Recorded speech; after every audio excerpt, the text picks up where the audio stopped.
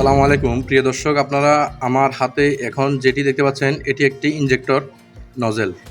এই নজেলটি খোলার কারণ হচ্ছে যে কি ইঞ্জিন যখন স্টার্ট করি তখন ইঞ্জিন দম দিয়ে চলে, অর্থাৎ ইঞ্জিন স্টার্ট নিতে চাচ্ছে না।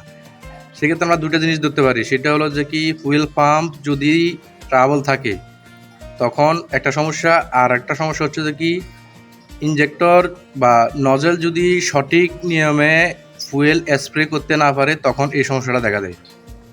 এখন দীর্ঘদিন চলার পরে নজল একটু কার্বন জমতে পারে, সেটা স্বাভাবিক। নজল ক্ষয়প্রাপ্তি হতে পারে, সেটা স্বাভাবিক। এখন আমরা এটা খুলে দেখব, খুলে দেখার পরে দিয়ে এটার মূল সমস্যা কী কারণে সঠিক নিয়মে স্প্রে হচ্ছে না সেটা দেখব। আর স্প্রে যদি সঠিক নিয়মে না হয় তাহলে কিন্তু ইঞ্জিন স্টার্ট নিতে চাইবে না, এরকম একটা ভাব দেখা দিবে। তো চলেন আমরা এটা খুলি, দেখা যাক।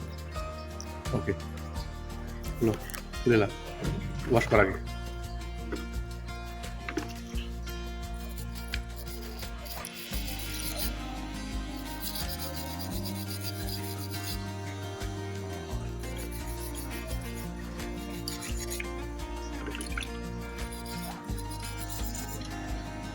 এখন এই নজলটাকে আমরা আবার একটু বাদে দেখি।